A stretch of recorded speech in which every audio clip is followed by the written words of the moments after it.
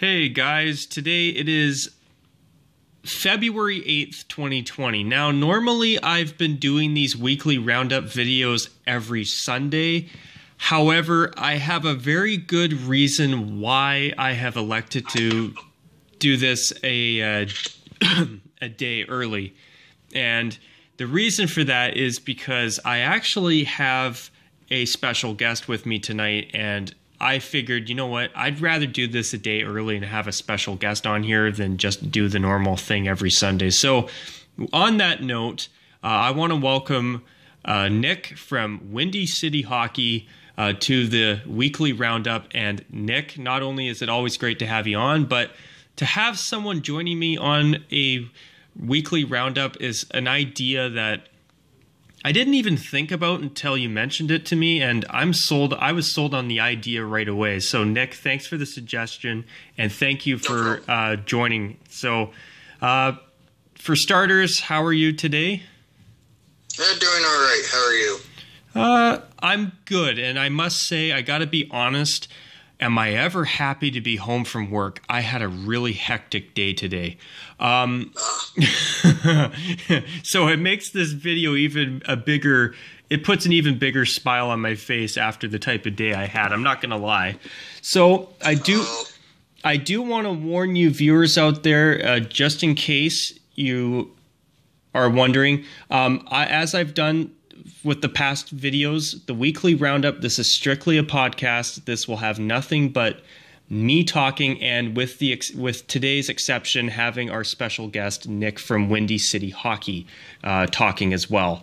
So, Nick, I was wondering, where did you want to get started on from this, or in terms of topics? I mean, we could talk about a jersey number retirement that's happening this coming week if you want to. All right, that sounds good. That is one that I've got to be honest, I'm really looking forward to. Truth is, and for anybody wondering, it's this week, isn't it? It's this coming week, yes. I believe it's on Wednesday. My Blackhawks will be playing the Vancouver Canucks for it. Nice. So it's going to be the jersey retirement, the twin retirement of the arguably the greatest twin duo in NHL history, Henrik and Daniel Sedin. They are getting their numbers retired, and as a lifelong Vancouver Canucks fan, I am so excited for that ceremony because I think those two guys deserve it. And, you know, it's really, I got to be honest, it's still kind of weird not seeing the Sedins playing on the Vancouver Canucks because I know nothing but the Vancouver Canucks with the Sedin twins on the ice. That's all I've known my entire life. So seeing them being retired and having their numbers retired by the Vancouver Canucks, I'm really looking forward to that. Those two men deserve it 100%. Yeah, I would agree. But on the fact that it's kind of strange not seeing them playing. For being a Blackhawk fan and the old rivalry between the Hawks and Canucks. And great quote from Dave Bolland. The Sedin sisters. I miss those days of the rivalry. That was when in their heyday, that rivalry between the Sedin-led Canucks and the Chicago Blackhawks, it was always great hockey. And you know what? I will never forget that 2011 quarterfinal series between the Canucks and the Blackhawks, where Chicago came all the way back from a 3-0 series deficit, and I believe it was Kevin Bieksa that scored the game-winning goal in Game 7 in overtime to give the Canucks not only the game-winning and series-winning goal, but without that game, the Canucks, if Vancouver lost, they would have not gone to the Stanley Cup Finals. It's actually very possible that, you know, who knows? Maybe even Chicago could have gone all the way. I don't think they would have in that year, to be honest. But You never know. It could have been a totally different situation if Vancouver did not win that game. The Hawks that year were not like the team that won the Cup in 2010. I have to say that. They barely made it Yeah. to the playoffs. No kidding. But the fact that Vancouver, I'll never forget that, because at the time, everybody I knew who was watching that Canucks series, I mean, it was or Canucks Blackhawks series rather. I got to be honest, everybody was panicking. We're like, oh my God, is this team that has been so damn good all season long? Are they going to blow it in the first round and blow a 3-0 series lead to Chicago? It would have been a Canuck thing to do if they did it. I hate to say it, but it is true. I mean, that would have been maybe the biggest or the worst result in Canucks history if that happened. Because that team won the President's Trophy that year, and they were a really good team in the regular season. And to see them blow it, holy crap, that would have been... You would have never heard the end of it. Yep. I just think that rivalry was probably one of the better rivalries of the 2010s. Oh, certainly. Especially for the first half of the decade. Yes. I mean, once Vancouver started going way downhill, and now Chicago's gone in that direction a bit too, it's obviously not the same. No. But I was going to say, did you want to jump into the next topic we were going to discuss regarding the refereeing situation? Yeah, why not? So what I was going to say to you viewers who are watching this video, Nick here did a significant rant video about the recent Blackhawks Bruins game, and you really discussed the topic about the fact that you feel that the reffing has not been as good. Do you mind going into a little bit more detail for everyone watching? Sure. That game was a joke. I usually don't complain about reffing in any means because they're human, they make mistakes, but for sure. this year they have been actually some of the worst officiating I have seen in a long time, probably since 2012. And 2012 was known for the worst officiated playoffs ever. And then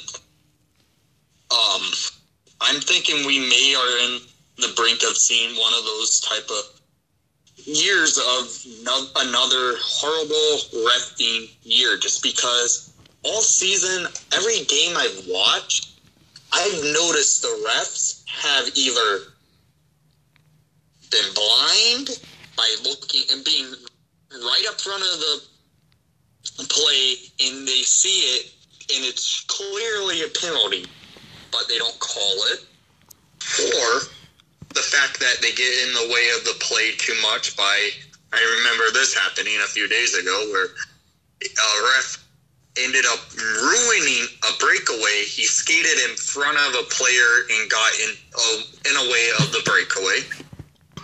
The officiating has been pretty bad as of said, but what made me set off and rant for Wednesday night's review against the Bruins and Hawks was the fact that they missed probably 10 penalties the Bruins could have had, and even as the Hawks could have had, but they really screwed the chances of a 2-point win in regulation for the Chicago Blackhawks. Darn. I don't want to get into full details just because I will start ranting again, but the refs have been an abomination this year. Well, you know what? There is something I actually want to add to that, but before I get to that, I will say that what I think I'll end up doing, Nick, is I'll end up posting a link to that rant video that you did recently in the description of my video. I'll do that because I have a feeling there's going to be at least one person watching this video that's going to want to hear your take in the heat of the moment when you were like, oh my God, this is absolute chronic BS. I'm pissed off. I want to punch a hole through a wall. Oh, I was thinking it, but I did not do that. Like, holy cow, how can refs be this horrible at a job than they are supposed to be? Refs, I know, they're human. People make mistakes, but for sure. This was the last minute in regulation time. The Hawks would have had a game-winning goal, and they blew it for the Hawks. That's what I worry about in playoff hockey.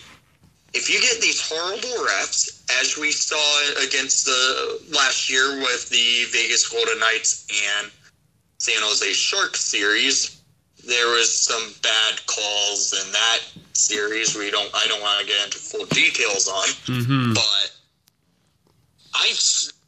we could see a potential year of going into this playoff, and the refs honestly ruin a game, like a chance that a team could actually win in regulation, or it could even have the game-winning goal. Yeah, or it could cost a team too, eh? Yeah, it costs the Hawks. Well, you know what? I want to add one more thing before we move on in subject, but recently, even this week, I believe, it was this week, where Vancouver was actually playing the Boston Bruins, coincidentally, and I can't remember who on the Bruins did it, but there was a nasty hit on Elias Pettersson that was not called, and I know a lot of Canuck fans were extremely angry at the referees for not calling it, and in fact, Elias Pettersson sat out the game against the Minnesota Wild the other night. Yeah, and we saw the final score in that game. That was not a good score for the Canucks there. No, Minnesota took care of them, I must say. Yeah. And you know what? I mean, do I think that a part of that was from Elias Pettersson being out? I think it would have definitely helped their chances of winning that game. That's for sure. It's also Minnesota. They aren't that good of a team, and they're probably, in my opinion, I know the Hawks are currently sitting last place in the Central Division, but the Minnesota Wild are the worst team in the Central Division. Darn. Because I know Minnesota was making the playoffs even I can't even remember the last time they were in, but I know that around 2016 and 2017 they were still good enough to qualify. Yes, but they never dealt with the fact they have two of the worst contracts in NHL history, in Zach Parise and Ryan Suter. Yeah, darn. Because you know what? I know that they signed those guys to some major contracts. 13 years for like something stupid amount of millions of dollars. Ah, jeez. You know what? That makes me feel bad for Minnesota fans, to be honest. Parise and Suter was the reason the NHL went into the 2013 lockout. Jeez. That would not surprise me, because I know there was also talk at the time about Roberto Luongo's 12-year contract that still doesn't expire for 3 years. I think it's kind of funny his contract's now back with Vancouver. Now he's retired. Yeah, I know. And the Canucks are going to be on the hook for him for the rest of this season and the next 2 seasons. Yeah. And go ahead. And he's busy enjoying retirement, you know, probably sipping Mai Tais on a beach in Florida. Yep. Oh, must be nice. I love Luongo, man. That guy's... that was the only player I kind of respected when there was the old rivalry between the Hawks and Canucks. But the day he went back to the Panthers, I said, thank God, I hate the Canucks. And the Fair Panthers enough. I've always liked the Panthers. They're technically my second favorite team. But I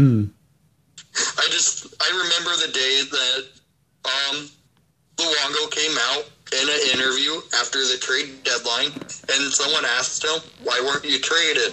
He said, my contract sucks. I remember that. That was... You know what? I really respected his honesty, though, when saying how he felt. Most players wouldn't be that open with you.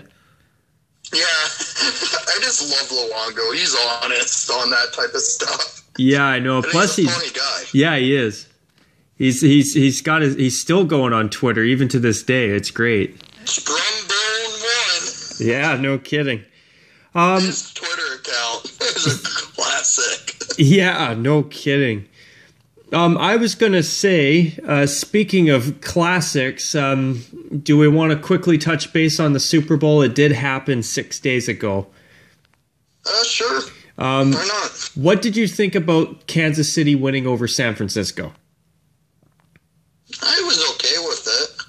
I mean, I wanted to see Robbie Gould, former Bears kicker, win a Super Bowl ring, but it did not happen with the 49ers because they choked. But I was okay with the Chiefs winning since it was not the Patriots. Well, Tom Brady may not even be a Patriot anymore. I know. I think he could go to Vegas. You know what? That would not surprise me. It would be a big show in Vegas. I mean, it would be big for the NFL too if he did play for the Las Vegas Raiders. And it's actually warm. He doesn't have to deal with the cold weather of Fox. Yeah, no kidding. And you know what too? That's going to be a brand new stadium next season when they play in Allegiant Stadium in Las Vegas. I mean, that's going to be... Yeah. I think Las Vegas is going to do very, very well. I think the Raiders are going to absolutely do well. I believe Allegiant Stadium is actually going to be the largest professional football stadium in the game, if I'm not mistaken. Wow. Well, you know what? Las Vegas is a major tourist hub. I have no doubt in my mind that those extra seats will be full. Oh, yeah. So I was going to say before we jump into our next topic, to be honest, I was really rooting for Kansas City because they have not won the Super Bowl in over 50 years. And you know in what? 50 years, actually. Oh, in 50 years. Okay. Thanks for the correction. But yeah, no, I felt that Andy Reid being the longest tenured NFL head coach to never win a Super Bowl and Patrick Mahomes and how great he's been, I was very happy to see the Chiefs bring a Super Bowl championship to Kansas City. I felt that they deserved it. And you know what? Yeah. With San Francisco, they deserve all the credit. They went from being a mediocre garbage team last season to being, one of the absolute elite teams in the NFL this season. I mean, they could have won the entire thing last week. I mean, and it would have been something, but I got to be honest, I was happy to see the Chiefs win. And Andy Reid doesn't have to pay for another hamburger again in that city. Yeah, no kidding. You know that joke about Andy Reid and his hamburgers, right? I think I remember something about it. I can't remember it off the top of my head. It's almost like Phil Kessel and his hot dogs.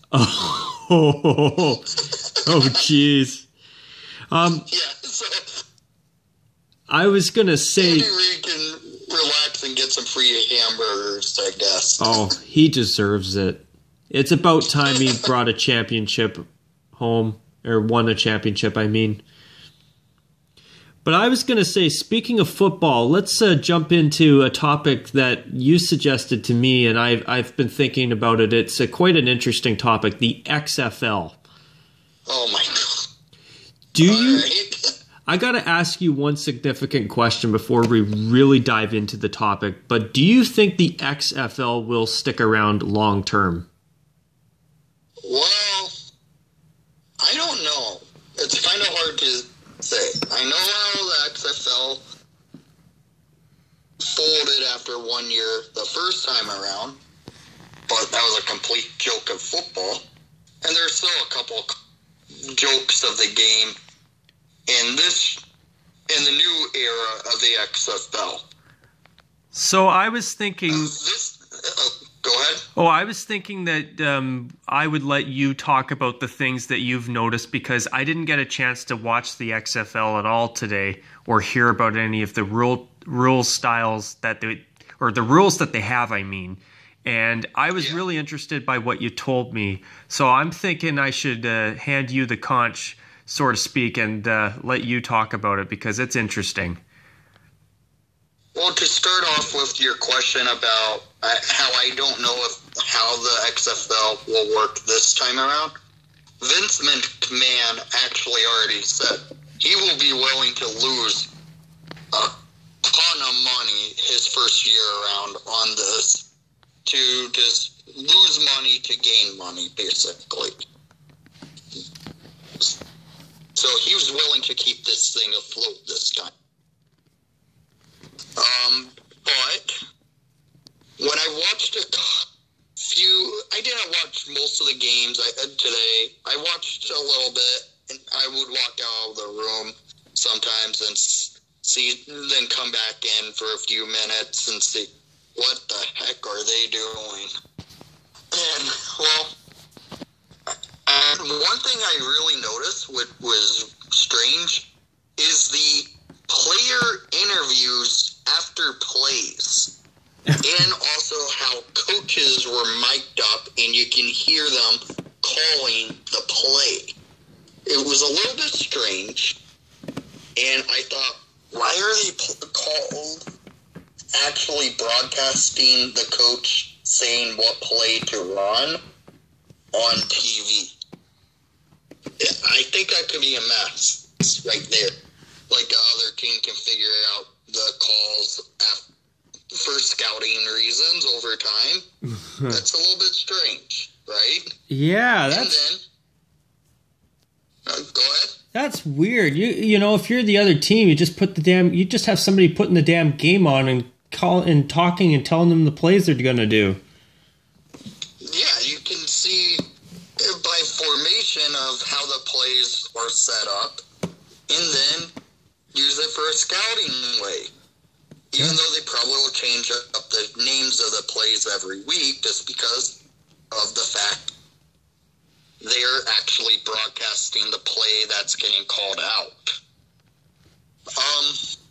Oh, they need to fix that before week 2. Yeah, I think so too. And then the player interviews after they get off the field. I heard that they interviewed a kicker right after he missed a field goal. Maybe not a good time to... Yeah, they basically asked, so what did you do wrong there? Let's see. Why would you ask that? Let's see. I missed the ball. The wrong way. The guy just missed a field goal. That's what he did. He missed. What else is there to say? Yeah. Oh, what? And then, go ahead. You know, it's like, what are you going to expect him to say? You know, what are you going to expect him to say? Oh, well, I got distracted because I had to fart or something stupid. I don't know. I got distracted because the sun got in my eye or whatever. Or there was Cody Parkey and double doinking is my specialty. I don't know. Or there was a couple beautiful women in the crowd that I couldn't get my eyes off of that caught my eye. That's something I wouldn't be surprised if a player actually just said it as a joke. God. That would be so wrong to see on TV, but I already heard that one player was caught saying the F-bomb when they were interviewed, so I guess anything flies in the XFL on what to say on interviews. Yeah. But then another thing, after you score a touchdown, there are no PATs. You cannot kick for just a 1-point conversion. You have to either throw the ball or run the ball from the 2-yard line for a 1-point conversion, or at the 5-yard line, I believe, you can go for the 2-point conversion, or at the 10-yard line, this is what's weird. You can go for a 3-point conversion. I said, what is that? No kidding. That's not right. It's like you're giving them a chance for an extra field goal. Yeah, I know. I'm not a fan of it, but I have a feeling I know why they're doing it. They're just trying to get higher scoring games. And they're trying to get more attention. Yes. I just don't know how I feel about it yet, just watching probably a total of 10 minutes of the XFL from what I saw. And then I noticed the not field goal, but... Oh, you mean the kickoff? Kickoff. Yeah. Yes, that's what I was about to say. Before the kickoff. They set the defense up all the way in the... basically 15 yards away from the returner. How can you have a chance for a return kickoff? I just don't know how that works. And then if you don't get the ball, I believe the kicker cannot get the ball to at least the 20-yard line, it's a penalty for like 35 yards, and you have to, and the offensive team gets the ball past the 50-yard line. It's kind of strange. No kidding. See, you know what? I want to say something too. I feel that what the XFL should be trying to focus on too, because I know they're trying to promote their league and say, hey, we're the new kids in town and we're a new league if you want to check something new out. I think what they should be trying to do is trying to set their game up to be a game that fixes the rule problems and the league problems that people have been finding with the National Football League. Yeah. Well, they already I noticed they did miss a clear pass interference call. If that could have been a touchdown, but well, you know what? You go ahead. Refs, they are humans. Yeah, but that's strange. Yeah, and I mean, I gotta say though, I think that what they should be doing is they should be looking at NFL rules and saying, hey, what can we do that fans dislike about the NFL that we can do in our league, or do the opposite, that fans would watch our game and go, wow, this does what I've wanted the NFL to do for years, and they don't listen to me. Yeah. I mean, even things like kickoffs. A lot of kickoffs now, they're just kicked out of the end zone. It's dumb. It's like, why do you have a kickoff in the NFL? I mean, they could do something like have a 1-point situation like the Rouge in the Canadian Football League, where if a team receiving a kick can't get out of the end zone, then they concede a point. Little things like that, I think, would make a big difference for promoting their game, instead of these weird post-touchdown scoring scenarios that you can do. Yeah, I don't know. The XFL's in its infancy, so it's going to obviously things have are going to change over time. It'll have some growing pains for sure. Yeah. That is, if it can survive long enough, of course. Yeah, but Vince McMahon said he's willing to lose money to gain money, so he's probably going to let this thing roll. Well, you know what? I mean, after seeing the Alliance of American Football fall apart in mid-season, it'd be nice to see one league start up and stick around for more than half a season. Yeah. But I wanted to quickly talk about something else, and I want to mention one thing to you real quick, Nick. My phone only has room for about 42 minutes, so I want to quickly jump into the XFL's uniforms overall. I got to admit, most of the designs I looked at, I've seen some recent NFL redesigns that I sadly think are better than some of the uniforms they came up with. But I must say, I was impressed with the DC Defenders and the New York Guardians uniforms. I actually feel that they did a semi-decent job, or a decent job overall. Yeah. What did you think? Oh, go ahead. Well, what did you think about the XFL uniforms?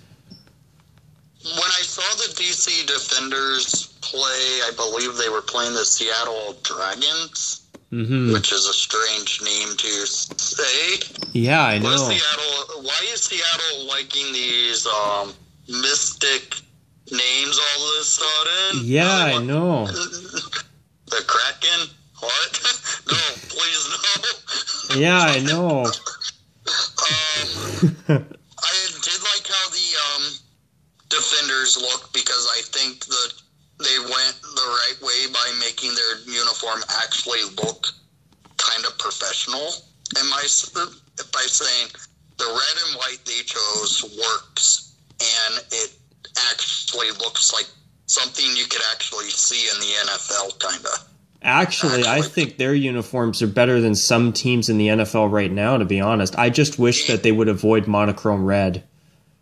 Yeah, I'm okay with it. It doesn't matter there, because the monochrome seems like it's something that's actually big right now.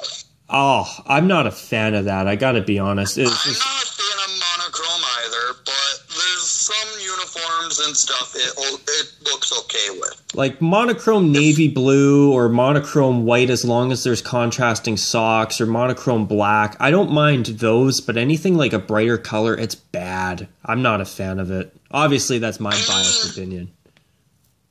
I believe the Defenders also have like a white pair of pants also. I wouldn't be surprised if they switch up the uniform sometimes during different games if they wanted to. I wouldn't be surprised if we see something like that.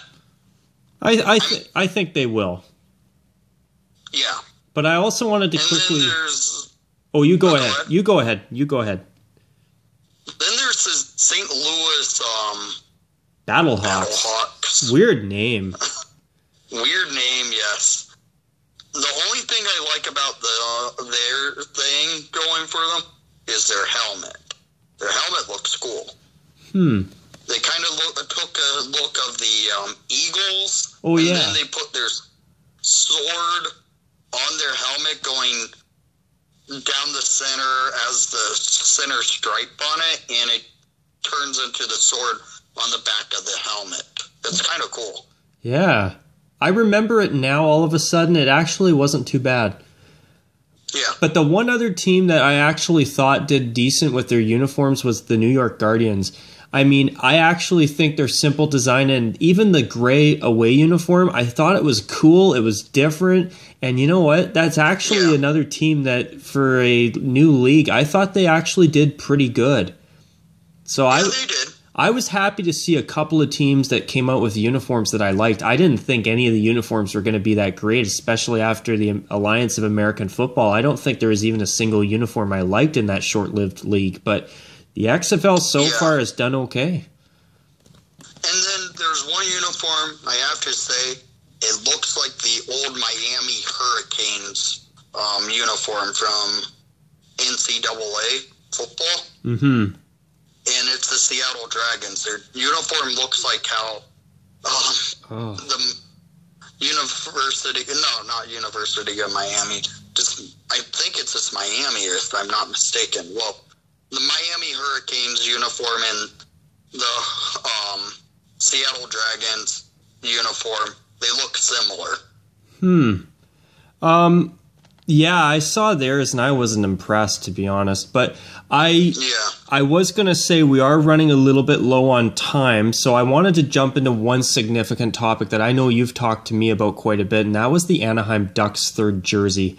I want to hear your thoughts on it for the record, because I am starting to really agree with you that it's not a jersey that I necessarily want to see become their home jersey now, to be honest. Oh, the Anaheim Ducks third jersey. So many things I can say, and some things probably don't want to hear on this video. Yeah, that's okay. Well, to start off with, I am not a fan of orange, to be honest. I never have been. And the shade of orange that the Anaheim Ducks chose, that burnt, ugly orange, just does not look good at all. I do like the one thing they did is use the Mighty Duck logo on it and I changed totally it agree. up a little bit. I totally agree. But I'm not a fan of how the numbers are on the jersey. I don't like that font. I'm not a fan of the font. I'm not a fan of the striping on the jersey. I just absolutely hate. I just can't get over how much I hate the orange. Well, you know what? Another thing, too, I don't like the metallic gold, the khaki gold on the arms. There's just too much gold. Gold and orange go together, in my opinion, like, I don't know, peanut butter on a piece of salmon. I don't know. It's the best way for me to describe it, just off the top of my head. It's just a bad combo. They need to stick to orange, black, and white, in my opinion, if it's going to work. Personally, I think the Ducks switching to orange full-time would be great. I'm in favor of it, but if they're going to make it their full-time uniform, they got to fix the uniform a fair bit, in my opinion. And I also don't like the bronzy color on the Anaheim Ducks logo either. The Mighty Duck logo on there, too. But the font... Go ahead. The font sucks, in my opinion. It's bad. I'm just not a fan of the jersey at all. What I would like them to do, I know you're not a fan of it. I would be okay if they actually do something more close to their 25th anniversary jersey with the turquoise on the shoulders. Maybe bring back more purple, like the eggplant color into it. I think that if they went that direction, they need to stick with eggplant, because, the thing about the Ducks I don't like is how bland their identity is right now. It's just their main uniform, their home jersey sucks, in my opinion. The only reason I ever thought it was fine as a third was because of their old jerseys before it were horrible. Oh, the word mark was horrible, yeah. Oh, they were so bland. They were the worst uniforms in the NHL almost. Well... That's not true, because Colorado's were the worst for a long time, in my opinion. Well, Edmonton was the worst, and then Colorado for the entire Reebok era. Thankfully, their uniforms are fixed now. Mm-hmm. But, with the Ducks, in my opinion, they could even do I don't know, maybe even a black Mighty Ducks jersey. But the thing I don't like about the 25th anniversary is when I see black and a tealish green, I think of San Jose. And now I know, obviously, it's significantly different from San Jose, but the colors, I'd like the Ducks to have their own thing. And you know what? I agree. And they should bring back their eggplant color, in my opinion. That looked awesome.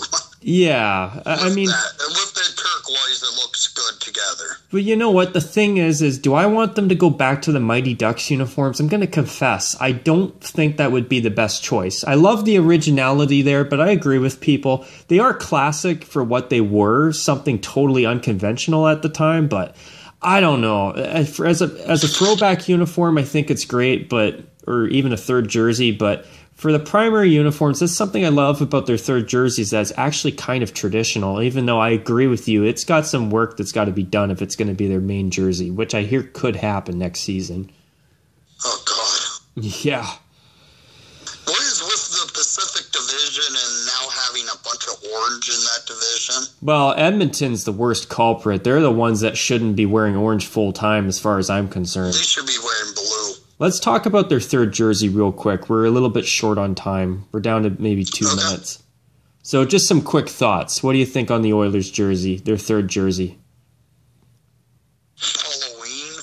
Yeah, I know. Well, I think it's just too bland and half-assed. They could have done something like North America's black jersey in the World Cup of Hockey, and I think with heathered orange and on navy blue and the stencil font they used, that could have been a really cool alternate uniform.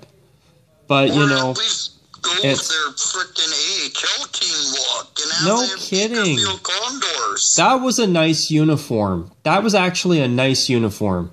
And the thing is, I don't even know why the Oilers couldn't have at least worn their throwback uniform for a few games as a heritage uniform this year. Everybody else is doing it.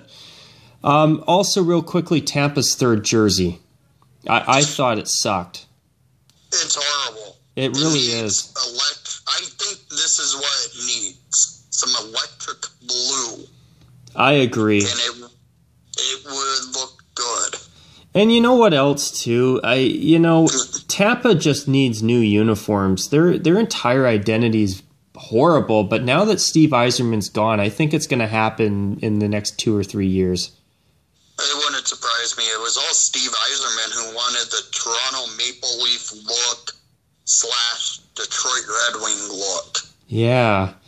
Well, I was going to say, on that note, is there any final things you want to add? My phone, to be honest, is down to about 1.5 minutes of, not even a minute of storage room left to film.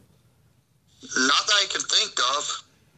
Well, on that note, before my phone does run out of storage, because I'm using my old phone to film this, and then I'm using my iPhone or my main phone to talk to Nick through Discord.